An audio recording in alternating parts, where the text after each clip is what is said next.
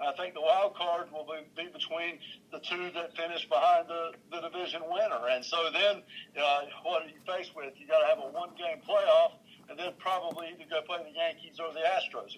Although we got to give a shout-out to the Minnesota Twins and the way they're playing baseball here. Best record in the American League. How about that trade real quick before I let you go? Glasnow and Austin Meadows last year for Chris Archer. Remember that trade? I remember it, and it harkens me back. If you want to change sports for just 1 second, there was a trade back in the late 80s, early 90s. Well, it was actually the late 80s in Dallas, Texas, between the Cowboys and the Vikings that they called the Great Train Robbery. And that was the Herschel Walker multi-pick trade that merited Emmitt Smith and all those Super Bowl winners. But I'll tell you, this one is looking so lopsided towards Tampa Bay. Maybe not to that extent, but Glasnow, he's, until he got hurt, the case could be made that he was the Cy Young in the American League. Yeah, exactly. And Austin Meadows, he's in rare air top 5 in the American League right now. And Archer, well, not so much. Not so much, absolutely. Even though he is North Carolina boy from Raleigh, he's has not lived up to the hype that was supposed to be him when he went to Pittsburgh. But I'll tell you, look out for the Rays. I'm going to predict right now. What are we? We're Memorial Day. It's a good time to make predictions. The Rays will make the wild card, and they'll play Boston in that wild card, and they'll beat them. All right, that's the prediction. That's the prediction. All right, well, thank you, Buddy. Thank you for being with me. I've made it. It's always great. Kevin, the guru, talking American League East, and we'll talk in a little bit. Okay. All right. Good talking to you, buddy. Okay, buddy. Let's talk some more about the American League East and Cavan Biggio. He's out of the Blue Jays lineup tonight because of a virus. He caught a flu bug, and it's been making its way around the Blue Jays clubhouse, and now it's attacked Mr. Biggio. He's sent back to the team hotel, won't be in the lineup tonight, and he's considered day-to-day. Adam Frazier for Pittsburgh, he's out of the lineup due to a bruised foot. Kevin Newman will start at second base and bat leadoff tonight against Cincinnati at Great American Ballpark. Time to talk a little Cubby action. How about it? Yeah, Chappie, you with me? How about some Jason Hayward and that sore hip of his? Well, with that sore hip, he isn't sore anymore because he's back in the Cubs starting lineup tonight against the Astros. He didn't play yesterday. He banged his hip in a collision with teammate Chris Bryant on Sunday. He is playing right field and batting sixth Tuesday against Astros right-hander Corbin Martin. And I told you earlier, I'm looking for Martin to get shellacked tonight by the Cubs. Chris Bryant is not playing. He still remains out with that sore neck against the Astros tonight. He has suffered that injury in that collision. And in his place, David Bode is at third, and Hayward is in right. Joey Votto, he's out of the Reds starting lineup on Tuesday night because of a tight right hamstring. Now, Votto is finally starting to hit a little bit. And no one has been down on Joey Votto as much as I have. But he is starting to hit a little bit, but he's sitting out tonight. Derek Dietrich, with his 13 home runs, is starting at first base against Pittsburgh. Now, it's time to move on. Let's get into the standings real quick. How about if we do that? Because I love to make sure we know where teams are in the standings and how everybody's playing. The Yankees, of course, are leading the American League East. 2 games over the Blue Jays. 2 games over the Rays. 6.5 over Boston. Boston at 29 and 25. 14.5 over Toronto.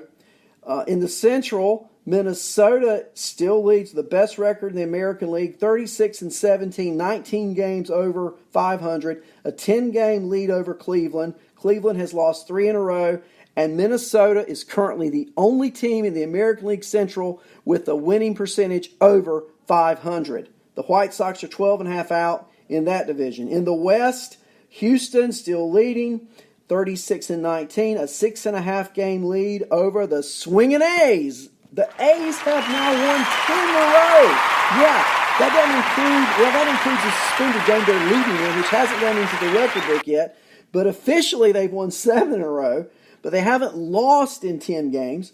They're 29-25, the same record as the Red Sox, and they're only trailing Houston by 6.5 in the American League West. Wow, what a turnaround. Philadelphia, the Phillies are leading in the American League East by 1.5 over Atlanta, 5 over the Mets, and 9.5 over Washington. Again, I told you earlier, Washington is closer in the standings to Miami than they are to Atlanta. Wow. In the Central, it's getting tighter every day. The Cubs lead the Brewers now by just a half a game. The Cubs have lost 2 in a row. Meanwhile, the Brewers have won 2 in a row. Pittsburgh 4 out. The Cardinals 4 out. And the Redlegs only 6 out in that division. You know, if you ever get into third place, you're a player. And Cincinnati now is only 2 games out of third place. Keep your eye on the Reds. Just saying. In the National League West, the Dodgers, the best record in the National League at 36-18. They've won 8 of 10 and 4 in a row.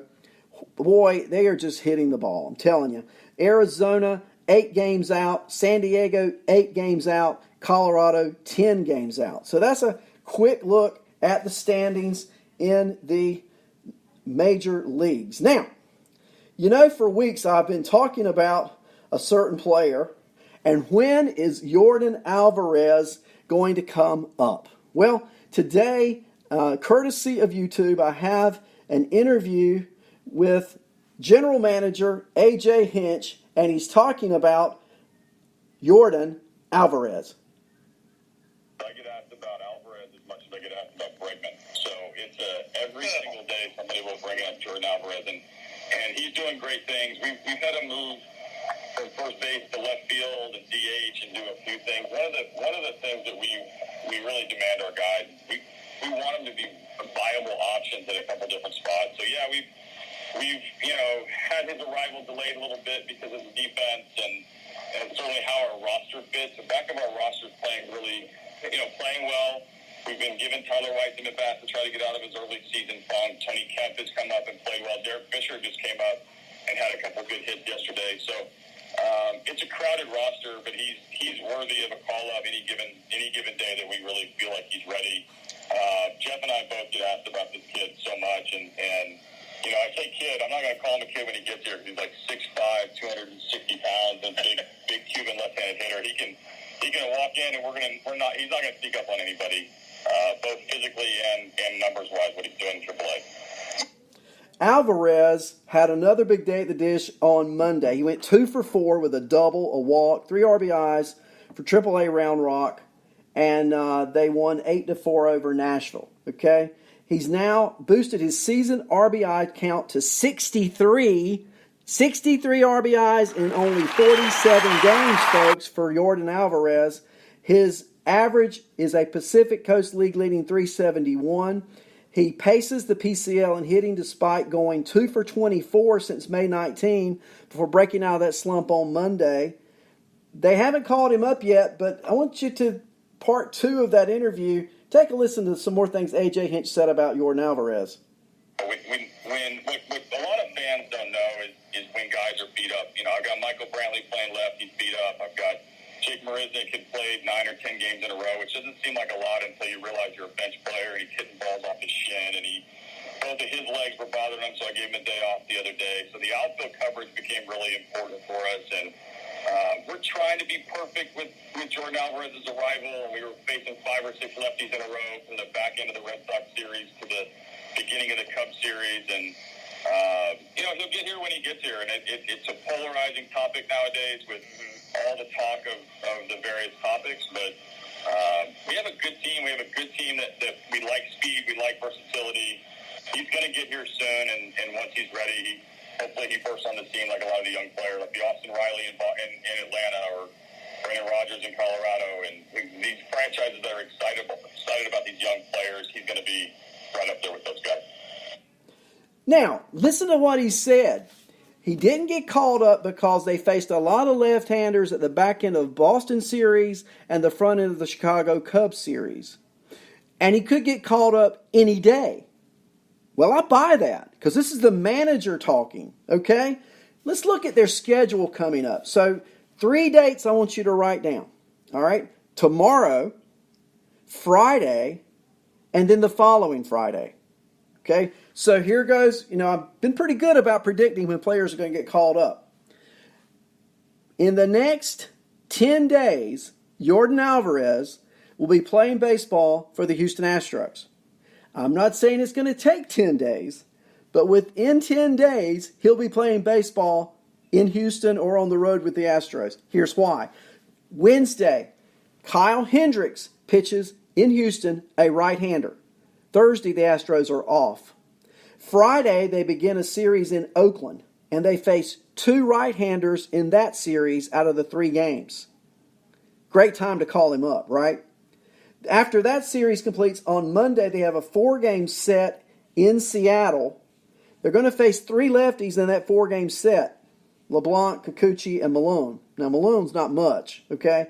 Leak will pitch on Wednesday. So if he gets called up Friday, and when he gets called up, he's already said he's not going to call him, I don't know what he said exactly, but he's going to call him Mr. Alvarez. This is a big guy. And he's going to play when he comes up. So it's either going to be tomorrow or Friday, and if it waits until after the Seattle series next week, then next Friday, June 7th, that'll be the day. That will be the day because Friday, June 7th, guess who comes to Houston? The Baltimore Orioles. Yeah, did you hear me? The Baltimore Orioles come to Houston and their right-handed pitching staff to take on the Astros in the home ballpark in Houston, Yordan Alvarez. So if he's not up by this week, wait till June 7. You will get your dose of Yordan Alvarez by then. That's the prediction. We'll see how it goes.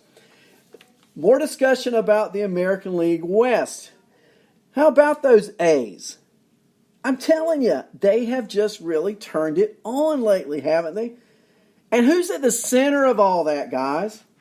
Well, how about this stat line? These stat lines. May 25th against Seattle. May 25th, of course, was Saturday. 2 for 4. 1 run scored. 1 home run. 1 RBI. The next day, on Sunday, against Seattle. 2 for 4. 2 runs scored. 1 home run. 2 RBIs. Yesterday, against the Anaheim Angels. 2 for 4. 2 runs scored. 1 home run, 1 RBI. Yes, you heard me right. 3 days, 3 games, 3 home runs. Mr. Matt Chapman. Yes, the third baseman. The old saying about Chapman is water covers 71% of the earth and Matt Chapman covers the rest. There you go. Chapman is now upped his average on the year to 271. He's scored 34, that's right, he scored 34 runs on this. He's hit 14 bombs, 32 RBIs. The A's have won 10 in a row. And Chapman's looking like a potential MVP. The glove plays. The bat plays. He bats second in that order, or third, depending on who may be pitching on a given day. Not only has Chapman been hot, okay, but also Matt Olson. Matt Olson is playing great in the field with the glove and at the bat.